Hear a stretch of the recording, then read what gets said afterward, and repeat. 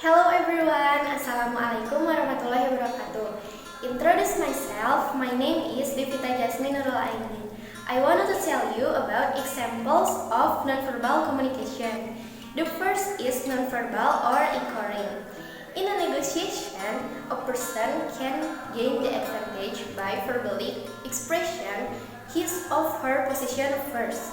By echoing your position, you establish the position from which the negotiation proceed. Like a manner, one can anchor and gain advantage with nonverbal or body language cues. Jadi di dalam bernegosiasi, seseorang bisa mendapatkan keuntungan dengan cara melalui memposisikan dirinya melalui komunikasi verbal. Selain dengan komunikasi verbal, untuk mengefektifkan negosiasi, seseorang juga bisa mengkomunikasikan hal-hal untuk bernegosiasi melalui komunikasi nonverbal seperti bahasa tubuh.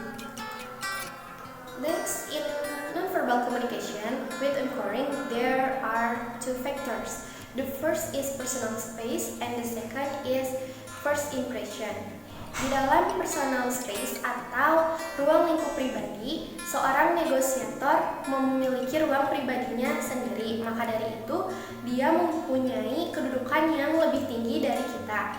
Untuk mensejajarkan posisi tersebut, kita harus bernegosiasi secara efektif dan juga memberikan aura yang positif agar kita bisa sejajar dengan partner negosiator kita, atau juga kita bisa membentuk sebuah tim. Yang kedua ada first impression atau kesan pertama. Kesan pertama yang diberikan tentunya harus kesan yang positif, membawa suasana dan aura yang positif. Seperti ketika kita sedang bernegosiasi dan berbicara, kita harus melakukan eye contact atau kontak mata. Kontak mata tersebut sangat penting karena apabila kita sedang berbicara namun penglihatan kita melihat ke arah yang tidak beraturan, maka partner negosiasi kita akan menilai kita bahwa kita tidak serius dalam bernegosiasi atau bahkan bisa menganggap kita menyembunyikan sesuatu darinya. Lalu yang kedua, the second is reading nonverbal communication. Being able to read nonverbal communication of another person can significantly aid in the communication process. Jadi dalam bernegosiasi kita harus bisa memperhatikan bahasa tubuh yang digunakan oleh partner negosiator kita. Jadi tidak hanya kita yang menggunakan bahasa tubuh tersebut, namun partner negosiasi kita juga menggunakan bahasa tubuh tersebut. Maka agar berjalan secara efektif negosiasinya dan bisa mencapai hal yang kita inginkan, kita harus membacanya. Di antaranya ada beberapa bahasa tubuh yang tidak sesuai atau yang bisa menghambat negosiasi. Yang pertama, never allow.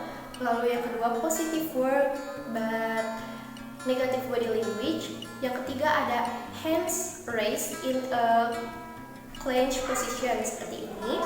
Lalu, if possible, it may be helpful for negotiation partners to spend time together in a comfortable setting outside of the negotiation room.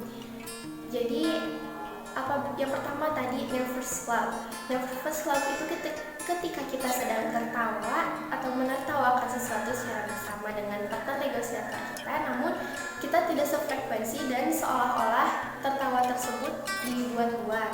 Lalu yang kedua ada positive word but negative body language. Kata-kata yang kita ucapkan itu positif untuk partner negosiasi kita, namun bahasa tubuh yang kita perlihatkan itu terkesan negatif.